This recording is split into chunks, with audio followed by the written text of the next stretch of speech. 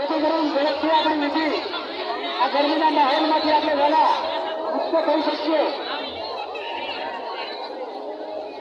રસીલાની આ વખતે પણ વ્યવસ્થા કરી છે. આપણે આ વખતે આનું પણ અગાઉ આપી દીધું અને અહીંથી કન્યા વિધાયકો વહેલી કરી દેવાની છે. પણ વિધિ સંપન્ન થાય ભોજન સમારંભ પૂરો થાય ત્યારબાદ કરી આપણે સમાજ એટલી બધી વ્યવસ્થા કરી છે આપના માટે. પ્રસાદ પણ ચાલુ છે. ભાવેલા બહેનો બંને વિનંતી છે આપ આપના સ્નેહીજનોને મળી પ્રસાદ લેવા માટે પધારો.